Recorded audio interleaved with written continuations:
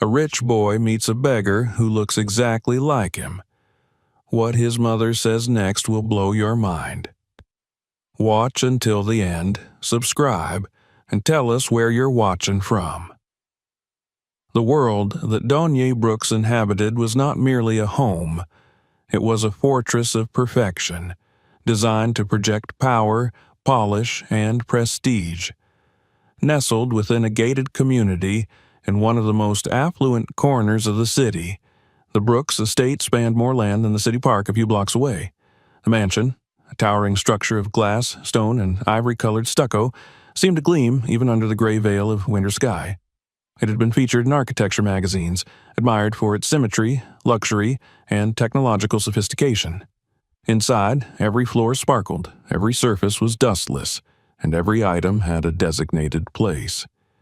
It was a place where nothing unexpected ever happened. Donye Brooks was 11 years old, and as polished in manners and appearance as the floors beneath his designer sneakers. His tightly coiled hair was cut precisely, his school uniforms always pristine. Every morning, a hired stylist ensured his skin glowed and his curls were shaped, though Donye often wished he could just sleep through it all. He had every toy a child could dream of, and every gadget that hadn't yet reached the shelves of ordinary stores. But none of it ever seemed to matter much. He lived in a world built by others and operated by a staff so professional and invisible they may as well have been ghosts. His meals arrived on time, his clothes folded with surgical precision, his room maintained like a museum exhibit. Yet, in all the order, Donye often felt like a museum piece himself, displayed but untouched, admired but alone. His parents, Jonathan and Adriana Brooks, were two of the city's most powerful people. His father, an aggressive and ever-present figure in business headlines, ran a multi-million-dollar real estate and development empire. His mother, Senator Adriana Brooks, spent her days in the state legislature chambers, giving interviews, attending fundraisers, and preparing for what many whispered could be a run for Congress.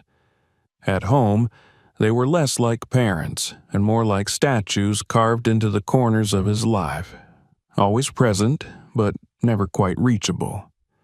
When Donye thought of family, he thought first of Harriet, his full-time nanny, or perhaps Miriam, the cook who remembered he hated celery, but never really of his parents. That Thursday morning began like most others. The sun shone softly through the tinted glass windows of his bedroom as Donye sat at his desk, barely touching his breakfast tray. A perfectly cut grapefruit stared back at him untouched.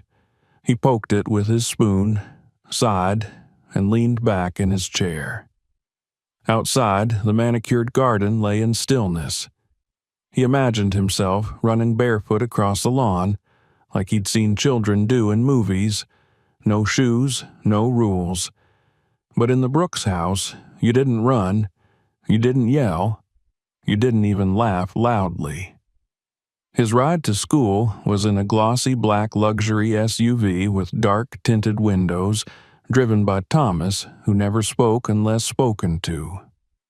The school itself was a private academy so exclusive that every student came from families with names known to tabloids or stock markets. Donye excelled there. His handwriting was flawless, his math scores nearly perfect. But he never felt he belonged. He watched other children form cliques, joke loudly in hallways, make inside jokes he wasn't part of. Most of the kids either wanted something from him or were too intimidated to talk to him like a normal boy. It was after school, while returning home through the quieter edge of the downtown district, that Donye's world gave its first unexpected jolt. The SUV slowed at a red light beside a run-down strip of shuttered storefronts, some with broken windows, others boarded up. He rarely paid attention to this stretch. It was considered unpleasant. But that day, something pulled at his eyes. There, near the corner of a closed laundromat, sat a boy on the sidewalk. He looked no older than Donye himself. He wore a threadbare hoodie, pants too short for his legs, and sneakers so worn they seemed barely attached to his feet. In his hands, a piece of cardboard with hastily scribbled words, "Hungry, please help."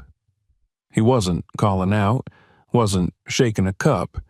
He simply sat still, eyes half lowered as the world walked past him. But it wasn't the sign that caught Donye's attention. It was the boy's face. He stared, heart kicking in his chest. The SUV's engine rumbled quietly beneath him, but Donye barely noticed. The boy, on the sidewalk, he looked exactly like him. Not just a little, or kind of. No, it was as if he were staring into a mirror smeared with dirt and pain. The same eyes, deep brown and wide set, the same arch of eyebrows, even the shape of the jaw. It wasn't a trick of lighting or a coincidence. "Thomas," Donye said, sitting forward. "Stop the car." "Sir?" the driver replied, glancing into the rearview mirror. "Stop. The car. I need to—" Before he could finish, the light turned green, and the SUV rolled forward smoothly, leaving the corner and the boy behind. Donye twisted in his seat, straining to look out the rear window, but the boy had already disappeared from view. The rest of the ride home passed in silence. Donye barely noticed the polished marble steps as he entered the house or the soft greeting from Harriet. He skipped his after-school snack and retreated to his room. He couldn't get the boy's face out of his head. It haunted him in the way no ghost ever could. That boy hadn't just looked like him. He had been him, in another life, another skin, another fate. That night, Donye barely slept. He tossed beneath his silk sheets, staring at the ceiling. He rose at dawn and rifled through the old family photo albums in the study, something he'd never done without supervision. There were baby pictures of him in the hospital, held by Adriana, kissed on the head by Jonathan. But something in the back of one of the albums made his fingers freeze. An ultrasound, black and white, faded. He held it closer. 2 shapes. 2. He blinked, heart pounding. His name was printed neatly on the label below, along with the date. But no mention of another child. At breakfast, he studied his mother's face. Adriana smiled between phone calls and bites of toast. She looked perfect, as always, but behind her eyes he saw the shadows of something else. She had always been loving in theory, buying the right gifts, attending the occasional school recital, but she had never told him bedtime stories, never mentioned his birth beyond vague, sterilized anecdotes. After school, as the SUV approached the same intersection, Donye craned his neck. The boy wasn't there. That evening, after homework and his allotted hour of tablet time, Donye asked Harriet quietly, "Did I ever cry with someone when I was a baby?" Harriet blinked. "What do you mean, sweetheart?" "I mean, was I ever not alone?" The woman paused, her brow furrowing. "Well, I suppose all babies cry in nurseries. You might have been with others then." "No," he insisted, "at home." She hesitated. "There were a few times I thought I heard you babbling like you were with someone else. But maybe it was the monitor acting up. It's been so long." Donye's thoughts raced. The ultrasound, the face, the sudden chill in his mother's eyes when he'd asked about his birth months ago, and she'd changed the subject. Something was hidden, something important. That night, he made a decision. Tomorrow, he would go back to that street, alone if necessary. He needed to see that boy again, needed to talk to him, needed to understand. Because the face he saw on that sidewalk wasn't just familiar. It was his. And for the first time in his carefully polished, tightly scheduled, perfectly controlled life, Donye Brooks felt something burn inside him, something wild, urgent, and impossible to ignore. A longing not for toys or praise or medals, but for truth. The wind rattled through the alley behind the shuttered supermarket, its chill biting deeper than the thin, torn hoodie that wrapped around Mikhail's slender frame.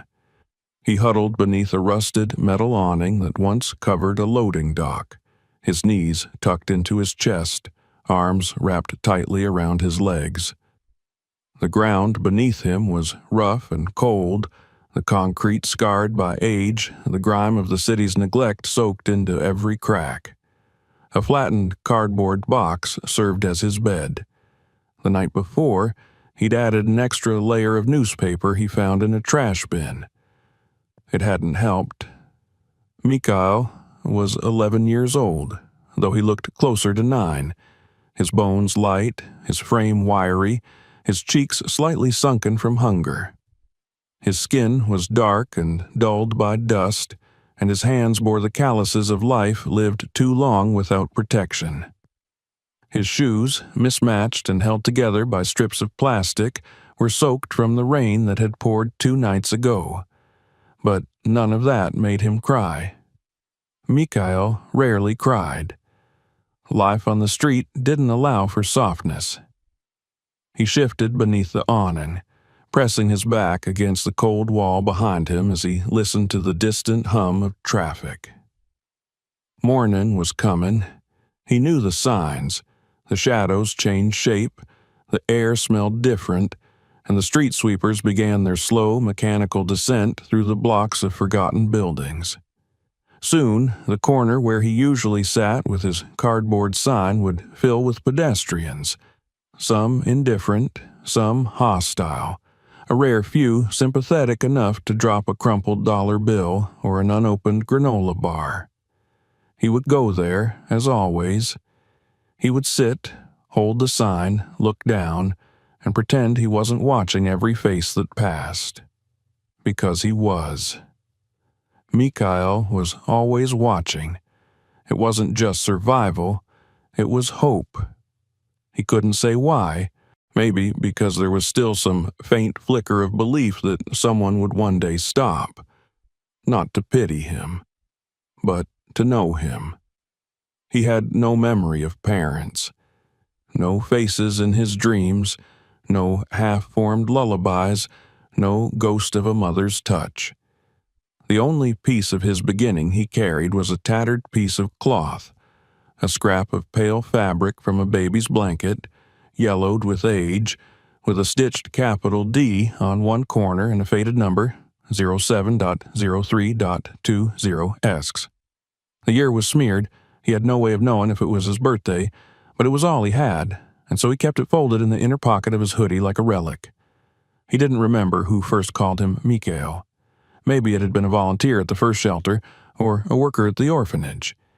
He'd kept the name because it felt like something he could carry, something solid, even if the world around him wasn't. He had once been in a group home. Once. That life, though brief, had left deeper bruises than winter ever could. He'd learned quickly not to trust the smiling faces of adults who promised safety. He'd learned that sometimes other kids were the cruelest of all. He had run, slept in parks, stolen apples, taken beatings, learned to vanish at the sight of uniforms. And somehow he had lasted. But yesterday had changed everything. He didn't know how to explain it. He had been sitting on the sidewalk, same corner as always, holding the same sign in his numb fingers when he looked up and saw him, the boy in the car. The black SUV was glossy, expensive, windows tinted so dark they looked like mirrors, but the back one had been lowered just enough, and he saw him. The boy looked exactly like him, not a little, not in the way people say strangers sometimes resemble one another. This wasn't resemblance. This was a reflection. The same round face, same broad nose, same high cheekbones, same almond eyes. The boy's hair was neater, his skin cleaner, but it was unmistakable. It had stunned Mikhail so badly he forgot to lower his eyes in time. They had stared at each other. For seconds that stretched like a heartbeat suspended in space, Mikhail felt something shift. It wasn't just the boy's face, it was what was behind it. Recognition. Not of memory, but of something. Connection. As if their skin spoke the same language. And then, as quickly as the car had paused, it had pulled away. He was gone. But Mikhail couldn't stop seeing his own face in that spotless window. Couldn't forget how the boy had looked at him, not with disgust or pity, but confusion. Curiosity. It made no sense. He had never seen the boy before. He didn't know any rich people, yet that face was his, or had been. He rose from his cardboard bed, brushing off bits of gravel from his knees, and stretched the numbness from his fingers. Today, he would return to that corner. He had to. It wasn't just hope now. It was urgency. He had to see the boy again. Had to know if he was real. The city was waking. Mikhail moved quickly, dodging people and trucks, lipping through alleys, climbing fences to avoid being seen. He stopped at the back of the bakery and waited. Sometimes the girl there left out day-old pastries in a crate. Today, there were only 2 half-burned croissants. He took them gratefully and kept walking. When he reached the corner by the boarded laundromat, he sat down in his usual spot, placed the sign beside him, looked ahead, waited.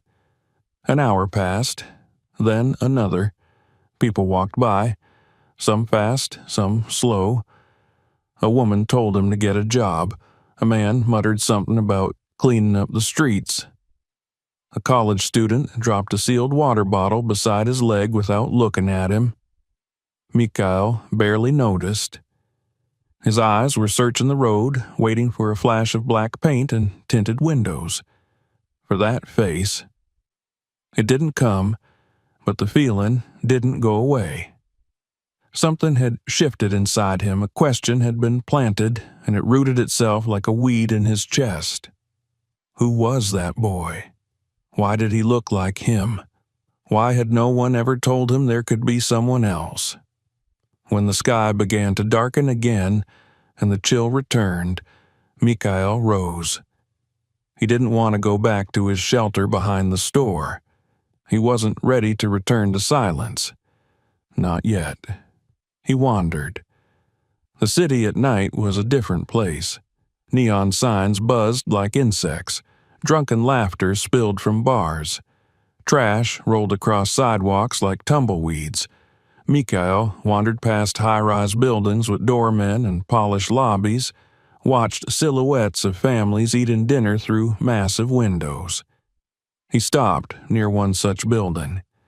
It had a private elevator, mirrored panels, gold lettering on the door, and a guard in a black suit. Mikhail stared at it, heart twisting. He would never belong there. And yet, something in him said he should. His hands clenched at his sides. Tomorrow, he told himself, tomorrow he would go again. The boy had seen him once. Maybe he would return. Maybe he wanted to understand too. The wind picked up again. Mikhail pulled his hoodie tighter and walked back to his corner, each step heavy with uncertainty. But that night, when he curled onto the cardboard under the broken awning, he didn't dream of being warm or full or rich. He dreamed of 2 boys. Same face, different worlds, and the thread that might still connect them. Donye lay awake the entire night, the weight of what he'd seen resting heavily on his chest. It was not the usual restlessness that sometimes followed a stressful exam or a scolding from his father. It was something deeper, something electric and aching. The boy's face, dusty and desperate, was still burned into his mind like the imprint of a bright light behind closed eyelids. No matter how many times he turned over in bed, pulled his blanket tighter, or tried to distract himself with mental arithmetic exercises, the image persisted. those wide, familiar eyes, the same crooked left eyebrow, the jawline that matched his own. It was impossible, and yet it was the most real thing he'd ever seen. By morning, his resolve was set. He needed to find the boy. He needed answers. He had never done anything like this before. Nothing unsupervised, nothing spontaneous.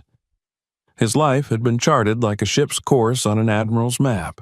School, piano lessons, debate team, etiquette class, charity events, repeat. Every hour accounted for, but something inside him had cracked open, and what spilled out was not fear, but the overwhelming need to know the truth. He waited until after breakfast. His mother had already left for the capital, and his father was in a meeting at the home office, yelling at someone over a muted speakerphone. Harriet was in the garden, watering the orchids. Donye told the maid he was going to the library room for reading hour and slipped away, his heart pounding as he stuffed his coat pockets with the few dollars he had and one of the protein bars from the kitchen drawer. He took the old bike from the garage, not his usual gleaming carbon fiber one, but the scratched-up blue cruiser he had learned to ride on years ago, less suspicious, less noticeable. The city air was cool, but not cruel, the way it often was before noon. Donye pedaled with uncertain speed, his polished school shoes knocking against the pedals as he retraced the route from 2 days before. At each stoplight, his stomach knotted tighter. This was madness. What was he hoping to find?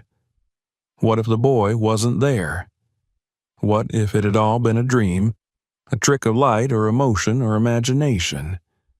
But then he turned the corner by the shuttered laundromat and froze. The boy was there. He sat cross-legged near the wall, the same battered sign beside him. His head was tilted down, his arms wrapped tightly around his knees. He looked thinner than Donye remembered, more fragile somehow.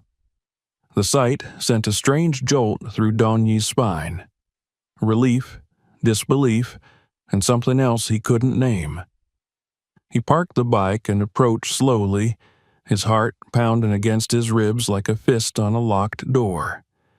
He reached into his pocket, pulled out the water bottle he'd brought, and placed it gently beside the boy's feet.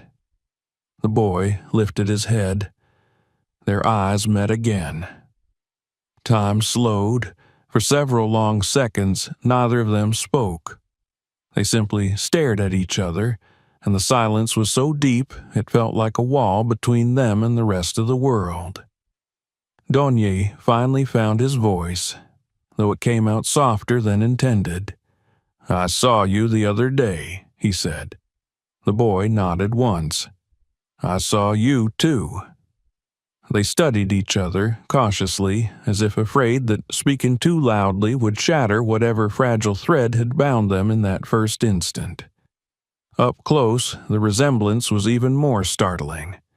Donye felt like he was looking at himself through some distorted time machine, what he might have been if born into a different life. The boy's skin was the same deep brown, but dusted with city grime.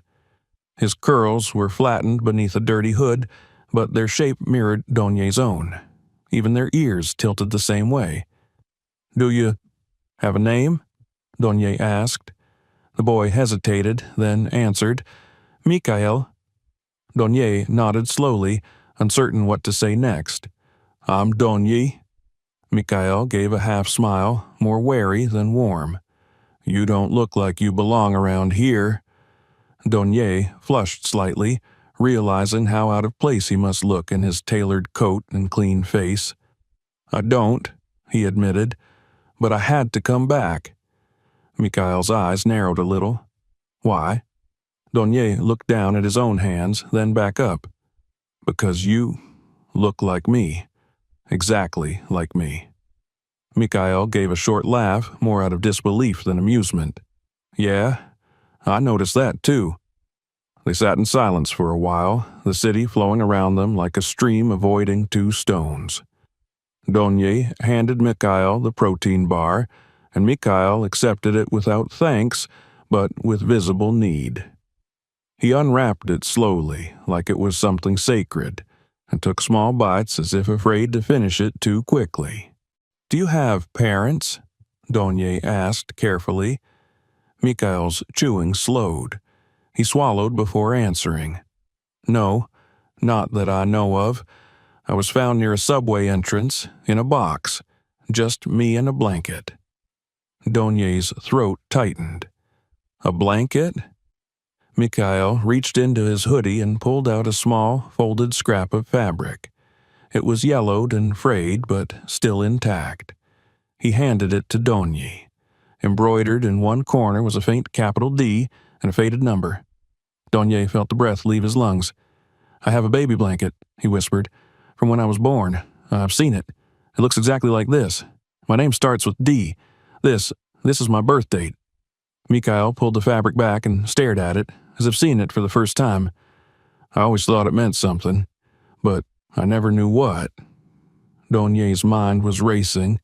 He thought of the ultrasound image, the two shapes, the way his parents never spoke about his birth, the way his mother always seemed too cautious when he asked about when he was born. "I think we're brothers," he said finally. Mikhail blinked.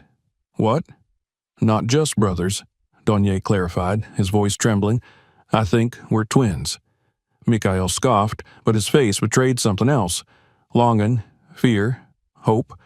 "That's crazy." "I know," Donye said, his hands clenching. "But I have proof.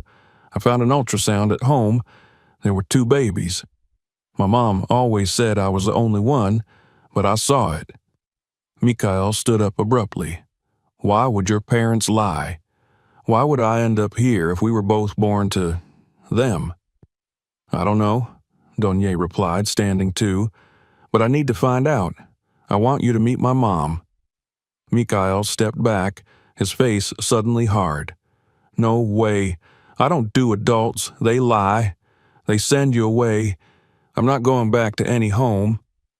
"I'm not trying to trap you," Donye said quickly. I need her to see you, to see what I saw. Maybe she knows something, maybe she doesn't, but we won't know unless we try." Mikhail hesitated, eyes darting around like he was preparing to run. "You're really rich, huh?" Donye nodded slowly. Mikhail rubbed his hands together. "Then you don't understand what it's like out here. People promise things. They leave. They steal. You want to play detective? Fine. But don't expect me to believe I've got some mom in a mansion who didn't even look for me." Donye didn't argue. He only nodded. "I wouldn't believe it either, but I want to believe something. And I want you to come with me, just once. We don't have to tell her anything, just let her see you." Mikhail didn't reply. He looked away, chewing on the inside of his cheek. "I brought you some clean clothes," Donye said after a pause, reaching into the bag strapped to his bike. "They're mine. I thought maybe you'd want to look less suspicious if you came with me." Mikhail looked at the bundle, then at Donye. The tension in his body slowly eased, and he reached out. "Okay," he muttered, "but just this once." They agreed to meet again the next afternoon. As Donye biked home, heart racing, mind tumbling over 1,000 questions, he didn't notice the pair of eyes watching him from a parked black car across the street. Inside the vehicle, Jonathan Brooks sat in silence. His lips were pressed in a thin line, and his fingers drummed once, slowly, against the leather steering wheel. Something had been set in motion, and he knew with cold certainty that it could not be undone. Donye had never felt this kind of anticipation before. Not on Christmas Eve, not before a birthday, not even the night before his first speech at the school debate championship. This was different.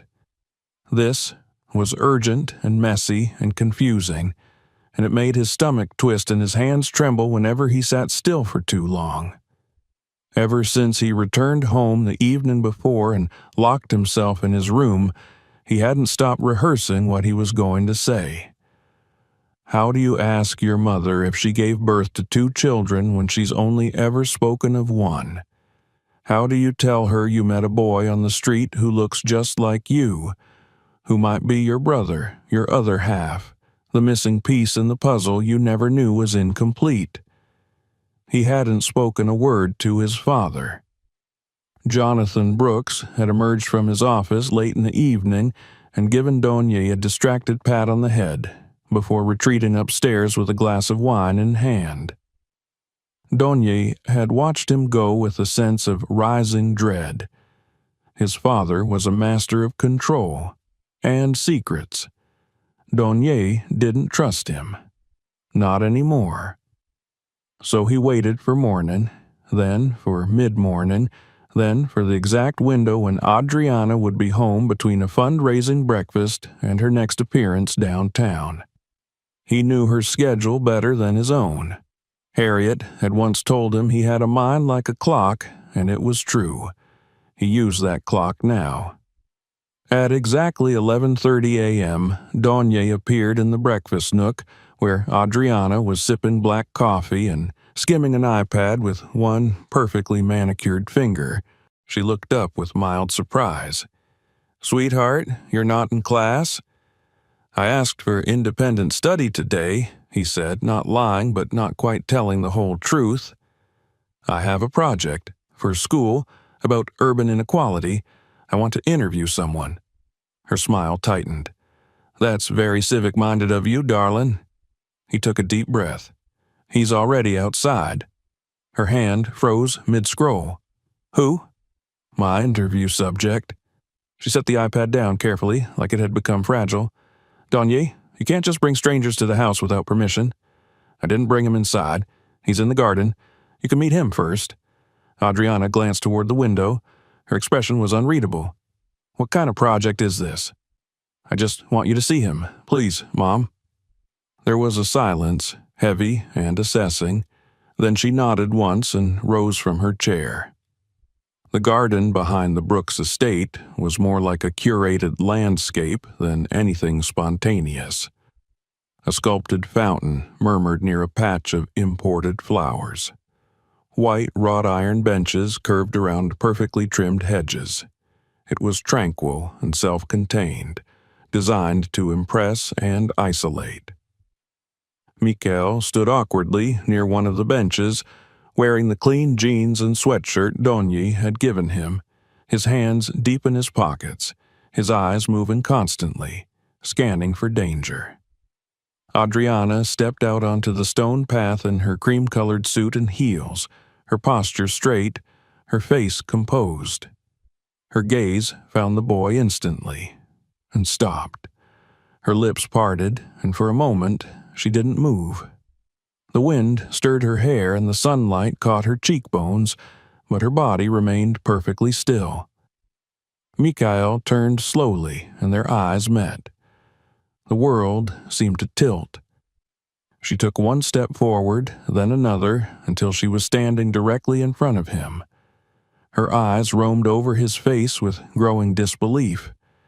She reached out, then stopped herself, then reached again, her fingers trembling slightly, as if afraid he might disappear. Mikhail didn't flinch. He stared back at her with guarded eyes, but something in them softened as she leaned in closer. "What is your name?" she asked, her voice barely a whisper. "Mikhail," he replied. She drew in a sharp breath and placed a hand over her mouth. Donier stood nearby, watching, his heart thudding. Adriana looked at him. "Where did you find him?" "He found me," Donier said quietly. "On the street.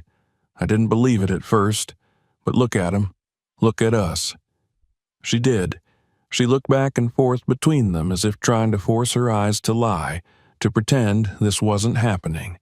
But the truth was there in every angle of their faces, every shadow and curve, her son's. She staggered slightly and sat down on the bench, one hand bracing herself against the cool metal. Mikhail watched her warily, but didn't back away. "I had a dream," she said, as if to herself. "A recurring dream, for years, that I was holding two babies, and then only one.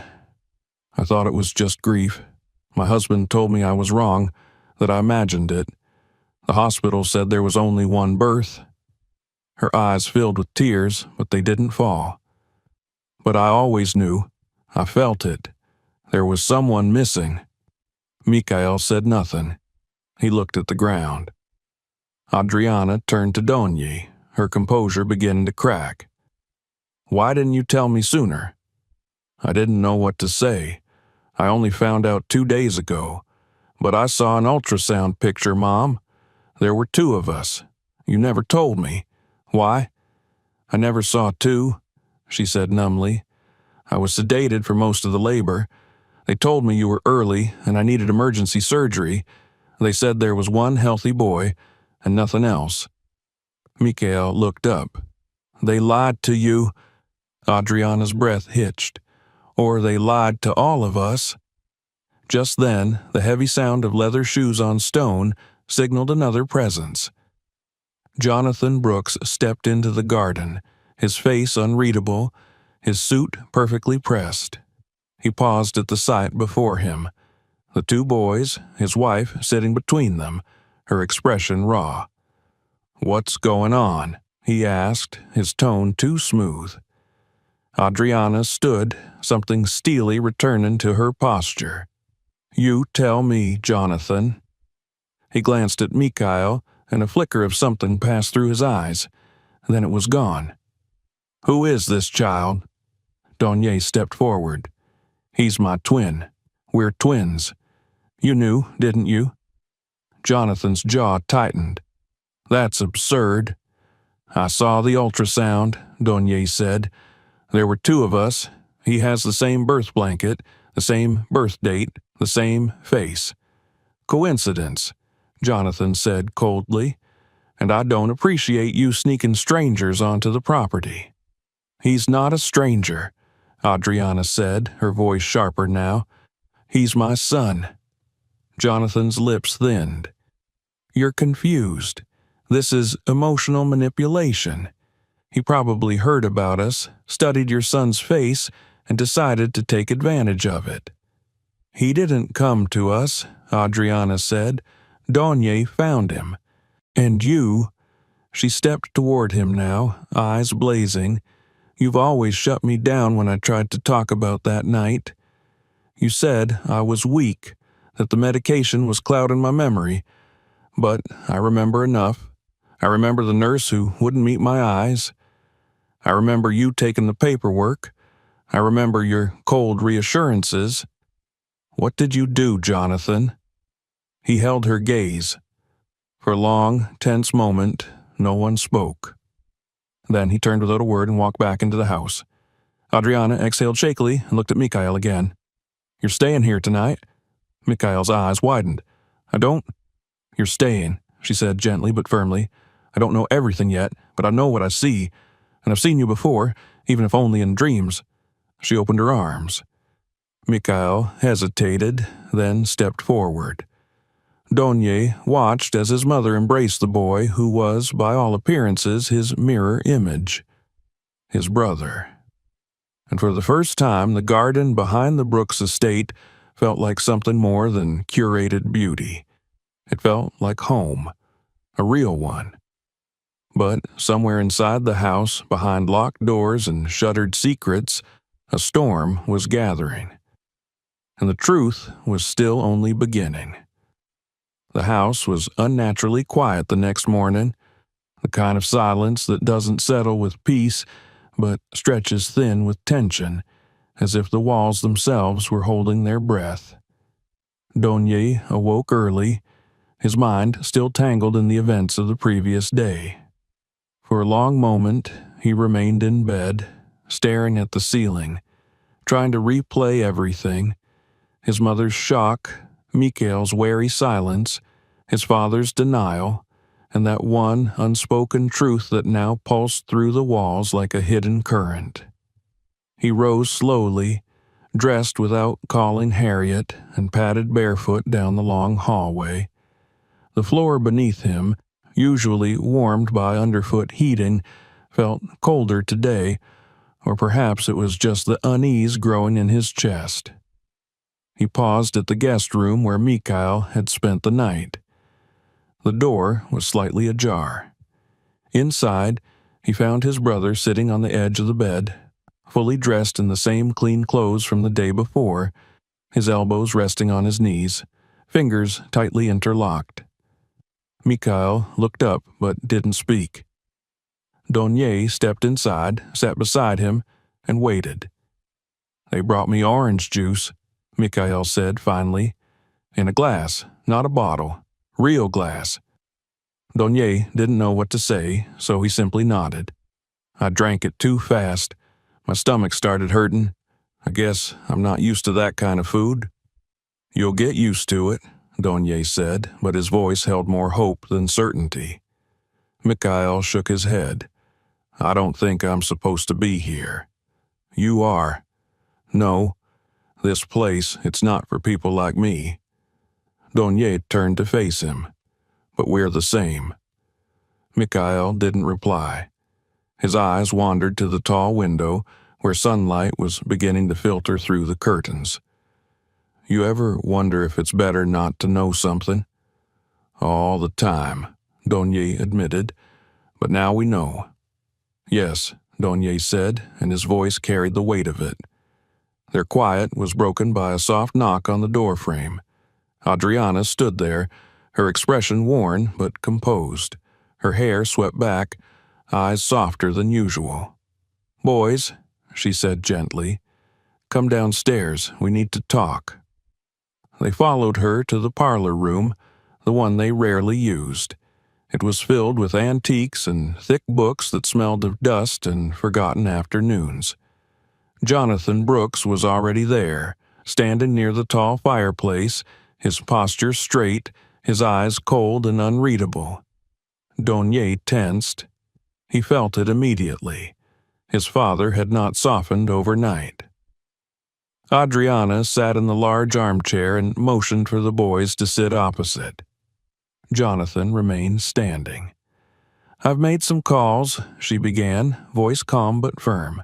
"I've contacted Dr. Patel, my former OB-GYN, and requested the full hospital records from the day you were born, Donier. I've also reached out to a geneticist." "Is that necessary?" Jonathan interrupted, his voice clipped. "Yes," she said, looking up at him with a controlled fire. "It's very necessary."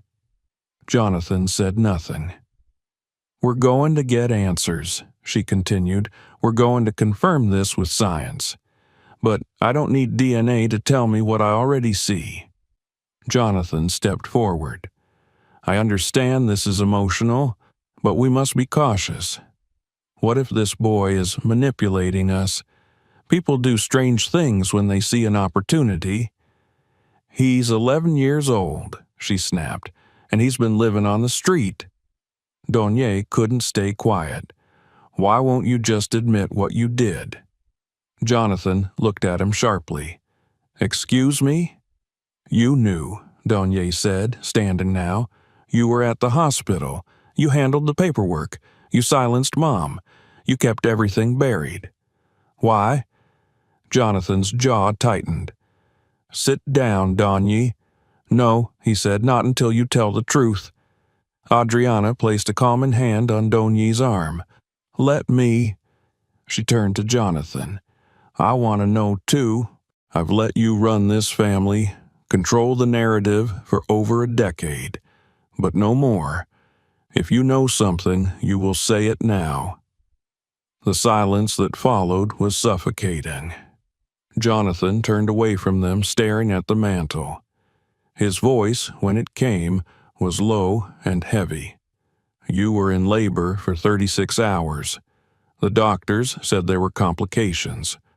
One child was delivered naturally, the other via emergency C-section. He wasn't breathing. He paused. None of them moved. They told me he was gone, that there was nothing to be done. Adriana's eyes widened. No one ever told me that. I didn't want you to grieve something you never remembered, he said. You were unconscious. I thought, what good would it do to tell you there had been another? But he wasn't dead, Adriana said, voice rising. He's sitting right there. Jonathan turned. I don't know how. I only know what they told me. I signed the documents. I never saw the second baby again. Mikhail sat frozen, his eyes locked on the floor. Donye's fists were clenched so tight his knuckles had gone white. You didn't question them? Adriana asked. You didn't ask for proof? I was overwhelmed, Jonathan said. You were barely alive. I didn't know what to do, so I did what I thought was best. You let me believe I was crazy for all these years. I protected you from grief. No, she said, standing now, her voice breaking. You protected yourself from discomfort. Jonathan looked at Mikhail. I didn't abandon you. But someone did, Mikhail said quietly. The words hung in the air like smoke. Adriana took a step toward Mikhail.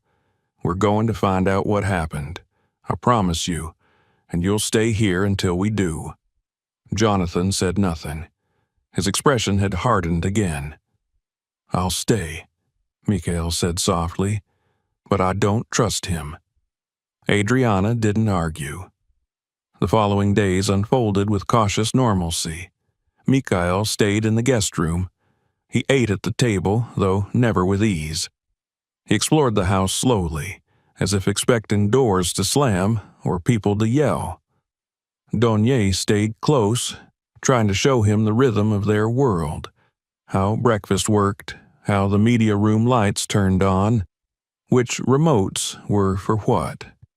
They even played a video game once, the two of them laughing awkwardly when Mikhail somehow won, despite never having held a controller before. Adriana threw herself into research. She made calls, read old hospital logs, visited the Medical Archive Center herself. The more she uncovered, the darker the truth appeared. The hospital had since closed. Several staff members were no longer reachable. But there were discrepancies in the files, missing signatures, altered timestamps, a nurse's name scratched out in ink. One night, Donye found her in her study, surrounded by open folders and photocopied documents. They sold him, she said, her voice hollow. There was a black market adoption ring. Infants declared stillborn were being trafficked. High-risk mothers were targeted. They thought I wouldn't question it. Donye's stomach turned. Who? A nurse, maybe more. Maybe someone in administration. We don't know yet, but it was real. Why him? Because we were wealthy. They knew one child would be enough for the birth certificate. They knew the father would cover things up. She looked at her son, tears in her eyes. They knew Jonathan would be too proud to ask questions. What do? We bring it to the light. That night, Donye told Mikhail everything. The next morning, the house was not silent. It buzzed with the energy of motion. Lawyers arrived, investigators. A DNA test was expedited, and it came back positive. Mikhail and Donye Brooks were twins, not metaphorical, not emotional, biological, undeniable. Mikhail said nothing when he saw the result. He only stared at it for a long time, and then folded it neatly into his pocket. That afternoon, Adriana called for a press conference. The truth was going public. The mansion's gates, once symbols of wealth and division, would now open wide to reveal the cracks beneath the surface. But Jonathan Brooks was nowhere to be found. He had packed a suitcase early that morning and disappeared. The days that followed Jonathan Brooks's disappearance were swallowed by chaos. At first, it was a ripple. The house, usually regimented in its routines, shifted into something unsteady. Security guards paced longer hours. Adriana barely left the study, fielding phone calls, meeting with attorneys, working with investigators. Donye and Mikiel, now brothers in more than speculation, remained mostly in the East Wing, shielded from the flood of incoming media attention and the low murmur of staff speaking in hushed, uncertain voices. Then the ripple became a wave. News stations caught wind of the DNA results. A leaked photo of the test, 2 names, 1 match, hit the front pages of morning outlets and exploded across digital feeds. Headlines screamed scandal, and by mid-afternoon, vans from national news networks were parked along the private road outside the Brooks estate, their cameras aimed like weapons at the gate. Donye stood at his bedroom window, peering out through the gap in the curtain. He could see the press clustered like birds on wire, long lenses pointing, microphones bobbing. They were hungry, and he was beginning to understand why. His family wasn't just wealthy, they were a symbol of success, of power, of image. And now that image was cracking, spilling truth like blood onto marble. He turned away and looked at Mikhail, who was sprawled on the floor, absently flipping through an old issue of National Geographic. "They won't stop," Donye said quietly. "They never do," Mikhail replied without looking up. Donye sat beside him. "Are you okay?" Mikhail shrugged. "I don't know what that means anymore. Okay, compared to what?" Neither spoke for a moment. Then Mikhail said, "Your dad, he's really not coming back? He ran. Because of me?" "No," Donye said, "because of what he did." It was more than fear that had driven Jonathan Brooks away. It was exposure. Adriana's investigation had unearthed not just the truth about Mikhail's disappearance, but a deeper, uglier rot. Financial records that didn't match. Offshore accounts connected to private hospitals. A hidden ledger tucked behind a wall panel in Jonathan's study revealed years of quiet payments, settlements, payoffs, silent transactions tied to medical facilities and adoption intermediaries that had long since vanished or dissolved. It wasn't just about hiding a child. It was about profiting from a system that buried them. Adriana confronted it head-on. She called a press conference not to beg for sympathy, but to draw the battle line. Standing before the cameras in a tailored navy blue suit, she spoke with clarity and fury. She confirmed the twin boys' relation. She condemned the hospital. She detailed the early evidence of systemic corruption, naming names where possible, demanding answers where not. She acknowledged her own blindness and vowed to make restitution, not only to Mikhail, but to any family who might have suffered a similar loss. Behind her, Mikhail and Donye stood silently. The world now knew their names, their faces, their connection. "I was told I had only one son," Adriana said, her voice firm. "I have 2, and I will not rest until justice is done, not just for us, but for every voice that was silenced." The speech triggered a storm. Lawsuits, arrest warrants, hospital administrators called to testify. A nurse, retired and living in Florida, under a changed name, was brought in for questioning and broke down after hours of denial, revealing a network that had trafficked infants under the guise of neonatal mortality. The ring had operated in secret for over a decade, protected by red tape and silence, exploiting the grief of mothers in vulnerable conditions and the greed of men like Jonathan. But the empire was crumbling now, piece by piece. For Donye, the fall of his father was a strange, silent grief. There was no funeral, no final moment, only the echo of absence. He walked past the study and saw the empty chair, the undusted shelves, the aura of something hollowed out. And yet, he didn't miss him. Not the version who had lied, who had chosen pride over truth. Still, he wrestled with the shame of once admiring him, of calling him a hero. For Mikhail, it was different. He had no memories to reconcile, only the strangeness of now being known.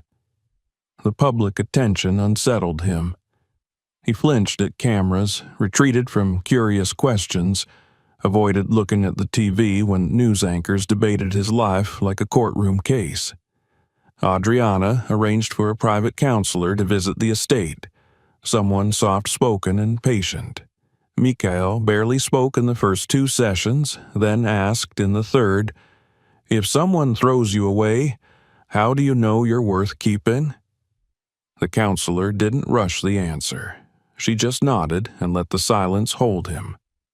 Gradually, Adriana began to make changes in the house. The portraits on the central staircase were replaced. Jonathan's face was removed from the family gallery. New photos were taken, of the boys together, of the 3 of them in the garden. She brought in community organizers to help Mikhail adjust, tutors who understood trauma, and volunteers who helped turn his room into something he could choose: a desk for sketching, a window seat for reading, shelves for worn sneakers, and second-hand comics he found in a nearby bookstore. One night, as the sun dipped behind the estate's iron fence, Mikhail asked to go into the city. Adriana hesitated, then agreed. They went together, with Donye in tow, to the corner where Mikhail had once sat with his cardboard sign and broken hope. The bench was still there, the wall still stained. He stood there for a long time, staring at the spot. "I used to sleep right here," he said softly. "I used to dream about someone finding me. Not rescuing, just finding, just seeing me." "You were always visible," Adriana said. "It was we who were blind." When they returned that night, the mansion didn't feel so vast. It felt like a home trying to heal, but the consequences of Jonathan's flight still rippled. International authorities had issued a warrant. The media speculated on his whereabouts. A tip placed him in Zurich, then Brazil, then possibly Morocco, none confirmed. Adriana hired private investigators but focused her energy on the system he left behind: the boardrooms, the contracts, the trusts, the hidden clauses. One by one, she shut them down. Donye watched her with a mix of awe and worry. She had become a warrior, but he knew the toll it took. He began helping where he could, writing letters, giving statements, even testifying in the preliminary hearing against the retired nurse. Mikhail didn't testify. He wasn't ready. But he sat in the front row, eyes steady, when the charges were read. Summer gave way to fall. The leaves changed, and so did the household. Harriet no longer called Donye young sir, but addressed both boys equally. Mikhail laughed more now. He started school in September, private but low profile. He wasn't hidden anymore, just protected. Donye was always nearby. The two didn't become best friends overnight. They argued, they misunderstood each other. But they kept showing up. They played, they ate, they sat in silence when words weren't enough. And then, one evening, as Adriana walked into the garden, she found them beneath the fountain, passing a comic book back and forth, the same frame held open on both laps. She smiled. It wasn't the life she had imagined, but it was real. The empire had collapsed, but from its ruins, a family was finally forming. The first time Mikhail wrote his full name on paper, he hesitated halfway through the second letter.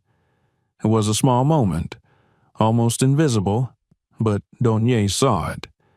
They were sitting side by side at the long mahogany table in the library, once reserved for Jonathan Brooks's strategic meetings and investment calls, now repurposed into a quiet study space where the boys often did their homework. Mikhail had been tasked with completing a form for school registration, the last box asking for full legal name. He had written the first 4 letters in sharp, deliberate strokes. M-I-K-A. Then his pen slowed. His brows furrowed slightly, and the grip on his pen loosened. After a few seconds, he resumed, scrawling the remaining letters quickly, and then quietly setting the pen down. He didn't speak. Donier leaned over to look and saw what he had written. Mikhail B. No last name. "You know you can write Brooks now," Donier said gently. Mikhail didn't answer. He stared at the paper, then looked away, eyes fixed on the antique clock ticking in the corner of the room. Adriana entered a moment later, carrying a stack of folders. When she saw the form on the table, she paused, reading the unfinished name with a flicker of recognition. She set the folders down and came around the table, kneeling beside Mikhail's chair. "You don't have to rush it," she said, her voice low. "A name isn't something you borrow. It's something you choose." Mikhail glanced at her, then at Donier, whose face was open, patient, waiting. "It doesn't feel real," Mikhail murmured.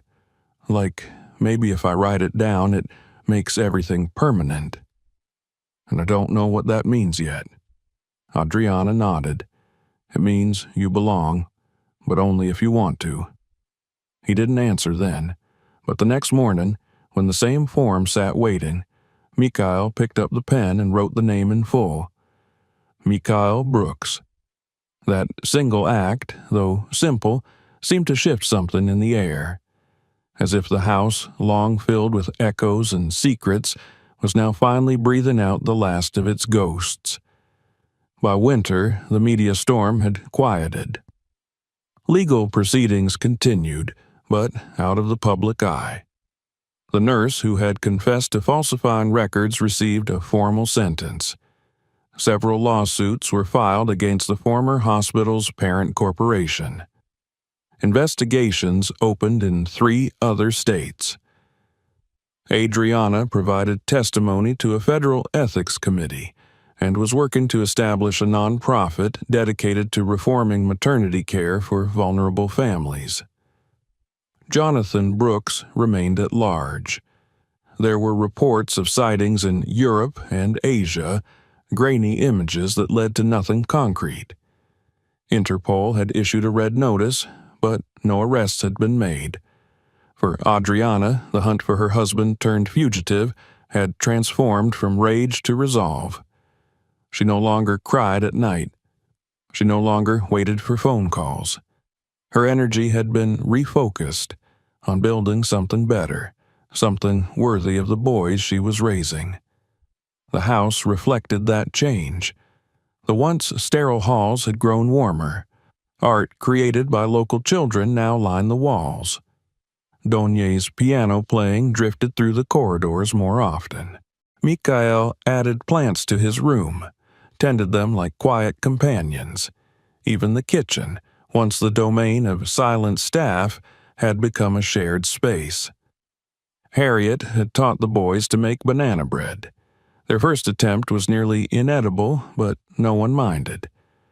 Mikhail had begun to write, not essays or stories, but letters.